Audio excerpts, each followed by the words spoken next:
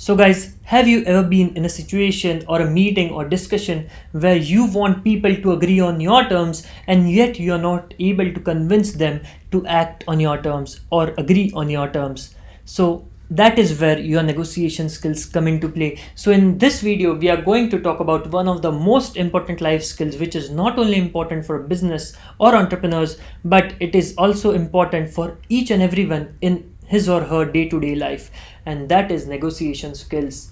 Negotiation skills are very important for a small or a big business owner, for an independent contractor, or even if you are an employee. And negotiation is something that person on each side always wants a deal in his favor, right? And that is where it becomes a tricky situation, because that is where your negotiation strategies and skills and the craft itself comes into play. In India, we negotiate almost on everything, right, in a day-to-day basis. Like if you're buying clothes, if you're buying vegetables from a vegetable seller, or even if you're taking a cab or an auto, right? But what we call it in our local language is bargaining. So negotiating on small scale or in day-to-day life is called bargaining, but when it comes to business or corporate world, the word that is used is negotiating. So it is nothing but bargaining, but in business terms. I personally feel that human psychology should be a subject in business studies, because it is one of the most important yet one of the most underrated subjects in business. If you are new to this video, then do like, comment and share this channel. Also, if you haven't subscribed to the channel, then do subscribe to the channel. और अगर आपने अभी तक bell icon hit नहीं किया, then do hit the bell icon, ताकि मेरे latest videos के नोटिफिकेशंस आप तक सबसे पहले पहुंचे।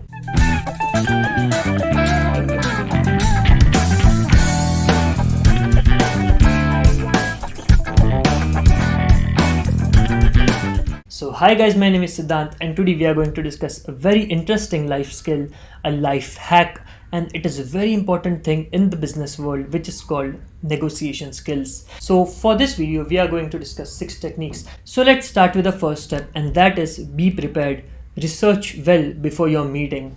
And this is one of the most important thing yet neglected by many people before stepping into the meetings or before stepping into the negotiations. And that is where the whole game changes. You need to know everything about the person you're going to meet, about his company. And if you want to know about his company, then you can review the company's website, the press articles, the company's LinkedIn profile. You can review each and everything that is on Google, on social media regarding that company. Also, you need to review each and everything related to the person that you are going to negotiate with. You need to understand his character by checking out his social media platforms. I'm not telling you to stalk him, but you can just go through his social media platforms. You can check his LinkedIn profile. You can check about his personal column on the company's website, and you should know each and everything about the person and the company, along with the information of the market and the product that you are going there to negotiate about. There are 2 more things that you need to research.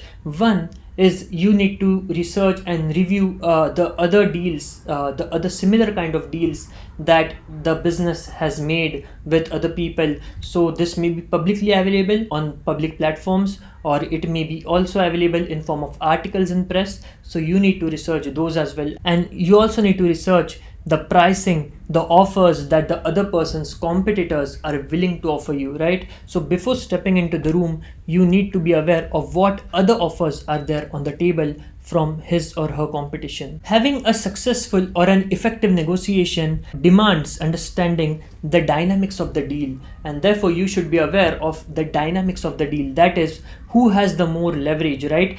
Do you have the more leverage, or does the other person has the leverage, right? Who is in more demand of the deal? Do you need the deal more, or does he need the deal more? And is the other person under any type of time constraint? Because you need to know all the circumstances and the pressures that the other person is in, so that you can take its advantage and you can turn the negotiation in your favor. Now moving on to the second point, and that is work towards a win-win situation. Now this is something that is very ethical and it is very important in business, right? So what professional or effective negotiators do is that they solve the problem, and what is the problem is coming on the same ground and making a deal that is beneficial to both them as well as the negotiating partner. So you need to figure out that what you need from the deal and what the other person needs from the deal, and then coming on to a common solution that benefits both of them. And the second part in this point is be courteous, be professional, because I've seen many people getting agitated, aggressive during long negotiations. So you don't want to be abusive or aggressive or agitated during the deal, right? Because nobody wants to do business with a difficult or abusive personality, right? So you need to maintain your calm, you need to be professional, and you need to make sure that you are not getting aggressive or abusive at any point in time during the negotiation. And if the deal is not in your favor, then just walk away, but make sure that you are being professional, because you might have to do business with that other person maybe sometime in the future, right? And therefore collaborative and positive tone in a negotiations would be something that would result in the deal closing down in your favor. Now moving on to the third point, and it is related to mind hacking, and it is called as offering a high ball or a low ball offer. So there's a thumb rule in effective negotiation, that is never accept the first offer, because you won't get the best deal in the first offer. Also, if you accept the first offer that the other person has made, it will lead to doubt in the other person's mind, because the fact that you accepted that offer will indicate that there's something wrong in that deal, and it will lead to him dropping out of that deal. So never accept the first offer. And speaking of high ball and low ball offer, so suppose, speaking of low ball offer, if you're a buyer, then you definitely have a price that you are wanting in your mind, right? So start with the price that is half of that amount, even if you know that the seller won't agree to that price, but you are setting the tone, you are setting the reference, you are setting the benchmark for rest of the negotiations, right? So even if you don't get a lot cheaper price, but you will get a decent price, and you can even get a better price than what you're wanting for. And speaking of high ball offer, if you're a seller and if you have a price that you are wanting, then make an offer that is higher than that, because the person who's buying the product, he's definitely going to make your counter offer, and he's going to lower down your quoted price, and in the end, you will end up getting the price that you're wanting or even a better price. Fourth point, remember, time is your enemy. Set an expiration date to your offer.